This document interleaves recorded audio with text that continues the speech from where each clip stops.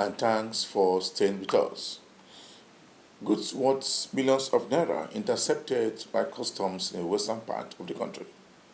Also on customs reports, customs controller in charge of semi-border speaks on various interception by his command in the last couple of days. Plus, more report. I am Igi 70. Stay tuned.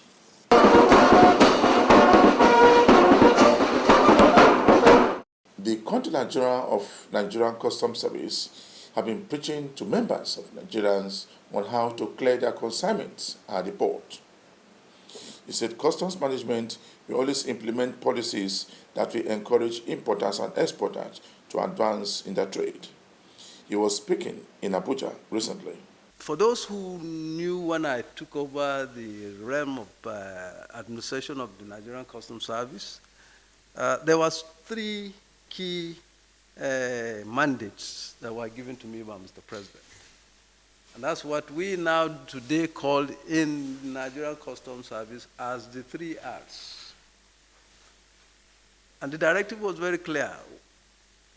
When I was sent to Nigerian Customs Service, Mr. President said, I want you to go there, reform the service, restructure, and then raise revenue.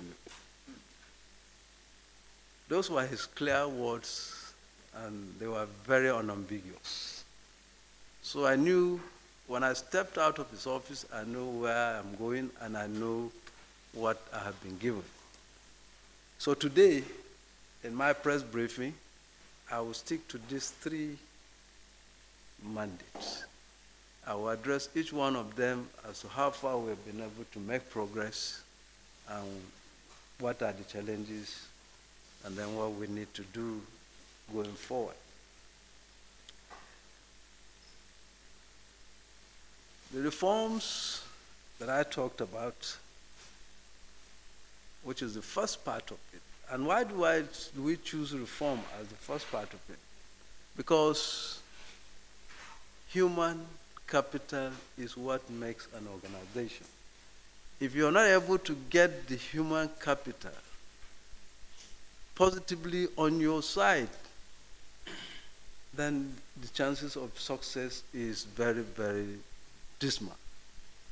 So in arranging those mandates, Mr. President is very much aware that we must first and foremost take cognizance of the human capital.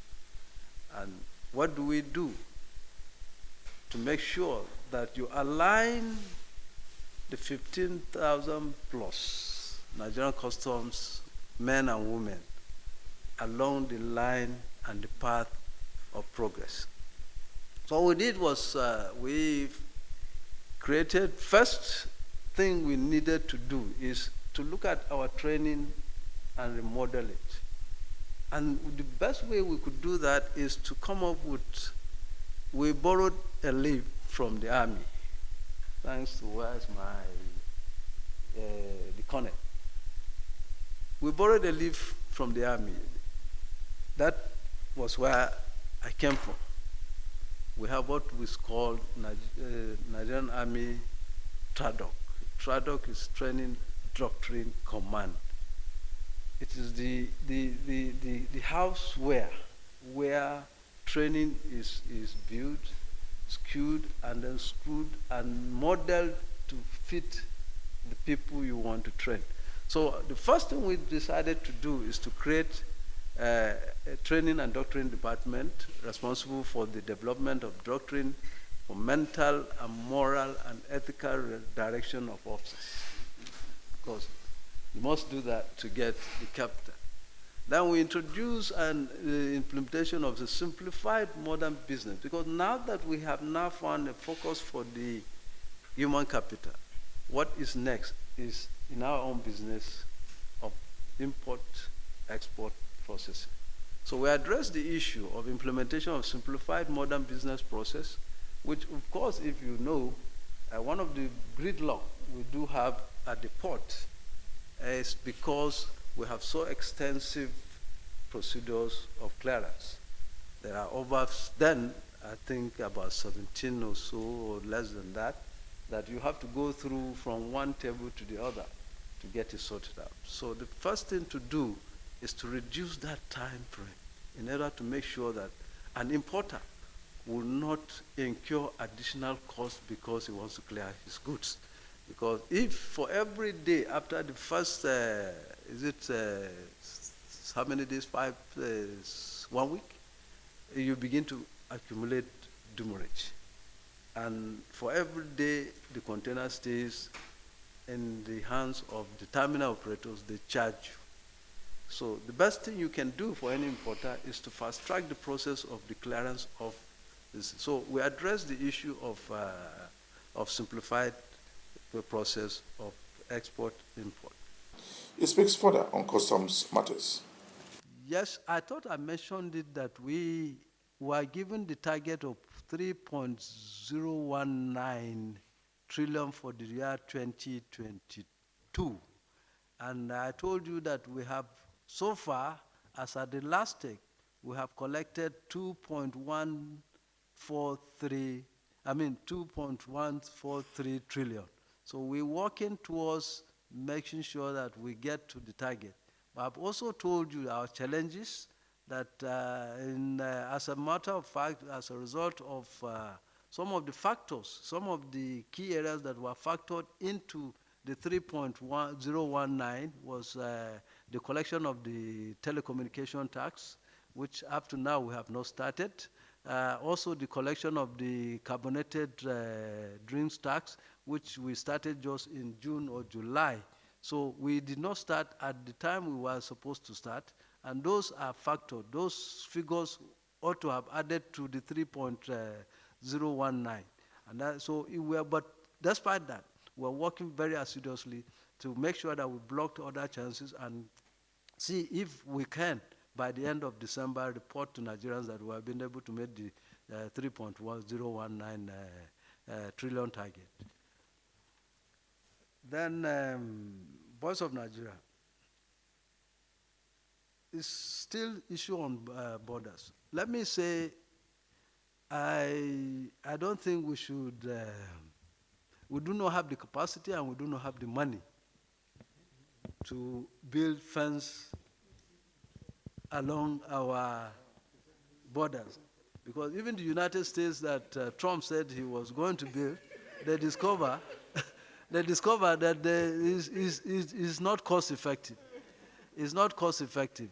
And let me tell you, if the fact that you build fences does not mean that people will not still find a way of bringing. So what we are doing is making sure that we work closely with our neighbors. Is the best way of solving this problem. If we have a good understanding with our neighboring countries and we work based on the protocol of the ECOWAS protocol, all these things will stop. So we are working closely. As of today, between us and Niger, we have almost a perfect system there. There are virtually not, if there's smuggling going on, is very minimal.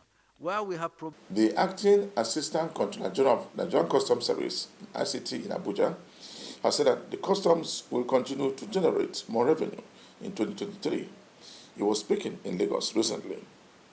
Has officially handed over to newly appointed controller, who now takes charge of the command, while in Tinkan, the outgoing controller generated billions of naira for the government. He speaks more. Today, by the grace of God, 14th February 22, sorry. On 1st February 2018, under the same roof, that is 4 years ago, I took over realms of affairs of this command from retired ACG Bashar. Today, by the grace of God, I'm handing over to a colleague, Controller Kulle Oloyede. My mandate to Tinkan Island Port as the area controller has largely been achieved. 2017 revenue was 287 billion. So cumulatively, from 2018 to 2021, we got an improvement in revenue by about 206 billion. Result, at least, alhamdulillah, we have, the revenue have grown, have improved in revenue, and one can say without any doubt that we have gotten some improvement in our revenue collection. The second mandate was that of trade facilitation. Part of the gap I have identified on arrival was that there wasn't a standing dispute resolution committee. There was no help desk. So what we did quickly was to create and establish a dispute resolution seat. All decisions by dispute resolution seat was binding, and it remains binding. In fact, what we do, whatever decision the dispute resolution takes, we ask the officer who probably is in dispute, ask him, please, you have to release this. This is in line with the resolution of the dispute resolution committee. Should you have any other observation, please allow the cargo to go, then you can come back to it. You are watching the program Customs Report. The Customs Area Controller in charge of Ogun State Command has said that Nigerian Customs Service will continue to wage war against smugglers who want to smuggle things inside the country. We are also committed to maintaining synergy with our sister agencies across the state. We appreciate the collaboration and cooperation of everyone, which has engendered peaceful coexistence in the communities and their environs. The Comptroller General of Customs, Colonel Hamid Ali, retired CFR, has always overwhelmingly supported the anti-smuggling campaign of the service, and this has had a huge impact on the performances and achievements recorded by commands, units, and other customs formations across the nation. Our area command in particular has benefited immensely from such support and sterling leadership. May I use this medium to appreciate him and his management team. Let me once again appreciate our critical stakeholders, such as the traditional rulers, community leaders, and other security agencies who are showing concern and are collaborating with the service for their continuous support. He said that smugglers should be warned of smuggling of items into the country through the unapproved route. He was speaking alongside with one of his deputies in Ogun State. Arts together. What we had was an art exhibition for secondary school students and artisans. You know, it goes a long way in educating the people. You reach out through non-kinetic methods to people. You are in charge when something was done, so you can put more. Yes, we use the occasion to sensitize members of the public, apart from the students exhibiting their dexterity in the drawings they did. We use that opportunity to sensitize members of the public on the ills of inherent in smuggling. So we carry this out from time to time. And you must have heard in the address, Controller's brief, that we gave out awards to those who deserved such awards. We do this to encourage people to come closer to us. That way they know us better. And, you know, doing it, catching them young, doing it with the students, they will grow up with that. And they'll go home. We told them to go home, that they were good ambassadors, that they will go and spread the news to others, that customs are not the enemies. That customs, we are there to carry out our mandate, and that they should stay away. Members of the public, particularly from the communities, should stay away from smuggling, that it is an ill wind that blows nobody any good. The controller in charge of semi-border has again warned smugglers and importers against importing consignment not approved into the country through the border. He made the appeal at the border recently. It speaks on a number of issues and to that to smuggling of consignment into the country. To buy the same product are making attempts to smuggle them out of the country. What we have here is a whooping 1,300 or so plus jerrycans of fuel worth, if you translate, 30 liters equivalent for each jerrycan. So if you translate it, it's closely over one full tanker of petroleum products seized in just 1 week. This is dangerous, not just for the nation, but for the coming generation of Nigerians. Into the Niger Republic is also arrested along with the 2 people. Is bearing Niger Republic. This one is Benin Republic. This is again Benin Republic. Another Benin Republic, another Benin Republic, and this is Togolese, supposedly international passport. The immigration will tell us if they're genuine or fake. We also have another Togolese and another Togolese. And also, Senegal. We have 2 belonging to Senegal. Another unique thing about this is that the owners of this passport, some of them, the same face, different names, different national passports. So we also suspect that it is a syndicate that is involved in cross-border criminality. They also have various driving licenses belonging to these countries, but bearing different names. For instance, we have this one bearing a different name, and is said to belong to Niger Republic. The same name is also belonging to Benin Republic on the same photograph, a different name, and a different driving license for another republic. We also have them here. Gentlemen of the press, you all know that election is around the corner. You also know what Nigeria is going through in some parts of the country for which the military is doing their best to curtail.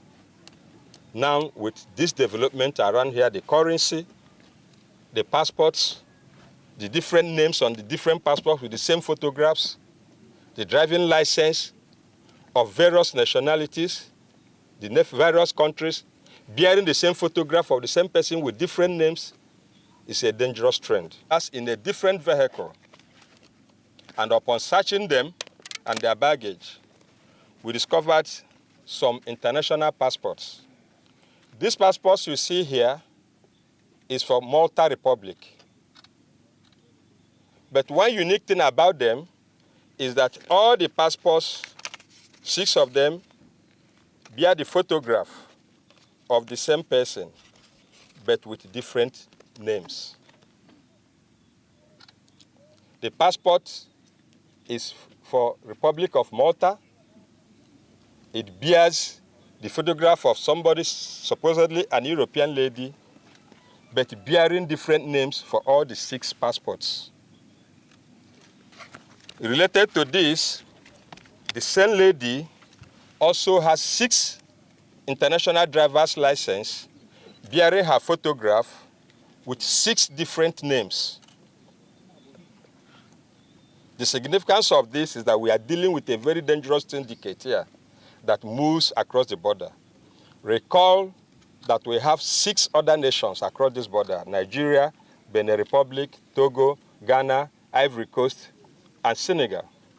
The commandant in charge of Customs College in Ikeja has visited 2 commands in Lagos. The Customs Area Controller of PTLM and Western Marine Command welcomed him and his entourage to the various commands.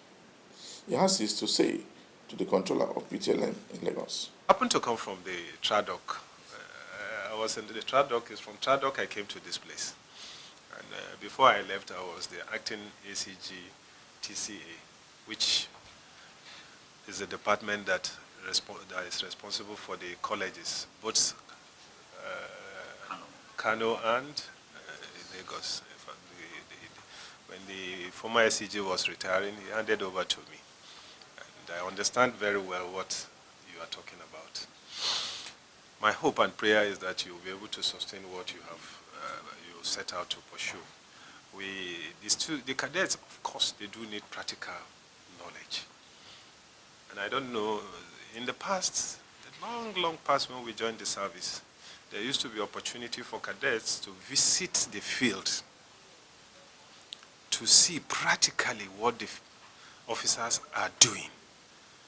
But I know in recent time, you don't see any cadet coming to the field to look at the activities. They come in their shorts. In fact, some of us used to feel embarrassed that we have to go out in this short and we have to go to the field. But again, I want to believe in your look at how to move the college forward. Perhaps you can look at that process whereby you can have a week or two where your cadets will be taken to the field to see practically, because most of them, whatever you're telling them in the college, if they've never experienced what the field is like, they may not understand it except they visit and see. They can see if they are to visit the port, they'll be able to see how the officers are working. If they have to go to enforcement stations, they will of course be able to appreciate what the officers are going through or how they do their job in various enforcement stations. And that will go a long way in helping them to develop the right attitude once they graduate.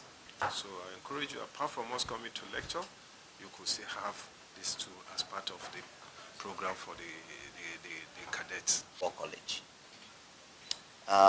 With a privileged appointment as the commandant of one of our prestigious institution, training college, domiciled at Ikeja.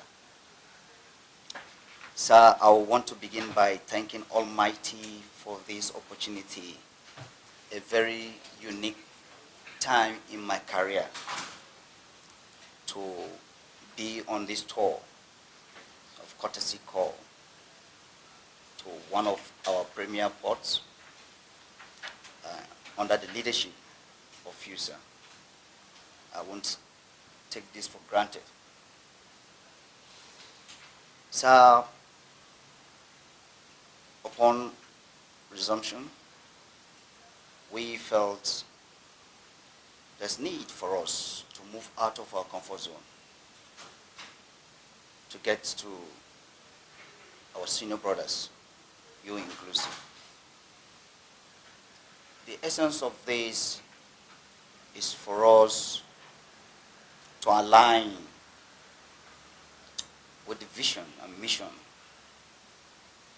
of the CGC towards taking customs, having a paradigm shift, taking customs to a higher ground. And that is why we felt we have to pay visit to most of the area controllers within the zone, so that we'll tap from your wealth of experience. Customs today is tilting towards technology, is technological based. And considering the importance of our institution, it is a platform where would-be custom personnel passes through. I want to believe, as we are seated here, quite a number of us also pass through the CTC Ikeja. Very soon we shall be having cadets. We would like to partner with you, sir, and your management. We would like to collaborate with your management. We would like to synergize all in the bids to give our cadets the best knowledge, those tools that they would need as they pass out at the end of 6 months mandatory training. The deputy commandant is not here, he's on duty call. Like earlier introduced, one of the management team of the CTC,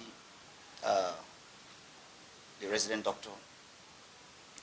We collectively took this decision that we must reach out to our elders. For us to succeed, we must get across to them. And so we are thankful that upon the receipt of our notice, within a short time, you approved that, yes, you can come. Just before the end of this week edition of the program Custom Support, we brought you a report where goods worth millions of naira was accepted by some command in the western part of the country. For me, Igeseme Itinye, thanks for watching.